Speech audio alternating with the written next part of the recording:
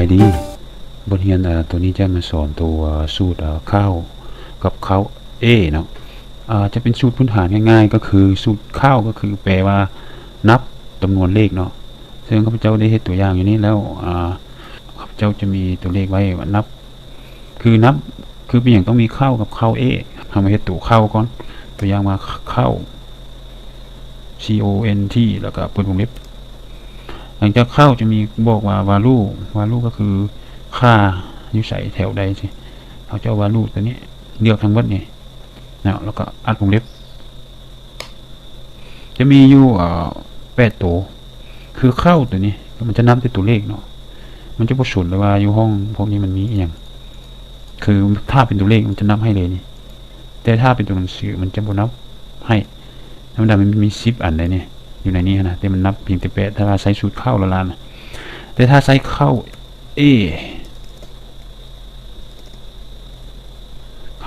เนาะเลือกเข้าไปอัดวงเล็บเนาะอันนี้จะเป็น10ตัวนี่คือความแตกต่างของเข้ากับเข้าก็คือถ้ามันเข้าคือมันผสมว่าตัวเลขหรือตัวหนังสือมันจะนับให้หมดเลยแต่เข้าละลานมันจะนับให้แต่ตัวเลขเนาะถ้ามันเขาจะใส่ตัวหนังสือเข้าไปอย่างนี้คันนี้มันก็นับให้มีแต่เหลือได้7ตัวแต่ตัวนี้จะต่างจะใส่ตัวหนังสือเข้าไปจะอย่างเข้าไปมันก็จะนับให้10ตัวกับเก่าถ้ามันลบออกถ้าบ่มีมันจึงนับว่าบ่มีมันนับแต่ตัวมีเนาะอันนี้มันความแตกต่างของเข้ากับเข้าเนาะซึ่งอันนี้เป็นพื้นฐานสูตรที่ว่าต้องรู้ไว้ต่อไปเนาะตัวเจ้าจะลิสต์อีก2ตัวก็คือตัวการใช้ average เอา average สูตร average เนาะ average คล้ายๆกันเขาจะก๊อปตัวนี้ไปใส่ได้เลย copy ไปนี่เนาะแล้ว copy ไปซะนี่เราจะใส่สูตรว่า average คือนับเป็นค่าเฉลี่ยเนาะเอา average คือเวลาเรานับเป็นค่าเฉลี่ยของตัวเลขอยู่ในนี้นะทาลงไปอัดวงเล็บออกมาอยู่48เนาะอันนี้ใส่สูตร average อย่างนี้นะ average ก็คือค่าเฉลี่ยเดี๋ยวมีอัดวงเล็บปุ๊บให้บอกออกอยู่35ที่ออก48มันต่างกันยังไงเข้ามาพิสูจน์คืนคือ48สังเกตว่าเวลาคล้ายๆตัวเข้านี่แหละถ้า48คือพวกนี้มันจะมาหารให้แต่ตัวเลขค่าเฉลี่ยแต่ตัวเลขเนาะตัวอย่างข้าพเจ้าใส่ซ้ำก็คือพวกนี้บวกตัวนี้นะผลรวมทั้งหมดของพวกนี้นะ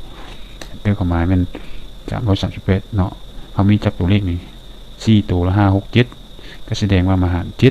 7เท่ากับตัวนี้หาร7ตัวเลขเลยบ่1 2 3 4 5 6 7ออกมาเป๊ะบ่48บ่อันนี้มันกันไล่เฉลี่ยแบบaverage บ่มีก็คือคนผสมตัวหนังสือเขาจะสนแต่ตัวเลขคือเฉลี่ยเขาจะเอาแต่เฉลี่ยมาเฉลี่ยตัวเลขให้แสดงว่าตัวนี้เอามาหาร10ห้องเลยออก33แต่ average ก็คือมีข้อมูลนะซะเฉลี่ยบอกว่าจะมีตัวเลขจักตัวก็คือเฉลี่ยให้หมดทุกอันนี่นะอันนี้เป็นความแตกต่างระหว่างaverage ดอลลาร์กับ average เนาะซึ่งเข้ากับเข้าพวกนี้ต้องรู้พื้นฐานเวลานับเวลาเฉลี่ยนะเพราะว่าบางคนไปใส่จะบ่ถูกถ้าไปใส่บางอันจะมีเลขบางอันจะมีตัวหนังสือปนใช่นะก็เป็นกันยากที่ว่าใช้สูตรบ่ถูกนะโอเคสำหรับบทนี้ก็จะจบลงเท่านี้ละขอให้ทุกคนลองไปศึกษาแล้วเห็นเพิ่มเติมแล้วก็ดาวน์โหลดไฟล์ตัวนี้ไปทดลองเฮ็ดไปเฮ็ดมาแล้วก็ความเข้าใจขึ้นเนาะโอเคขอบใจ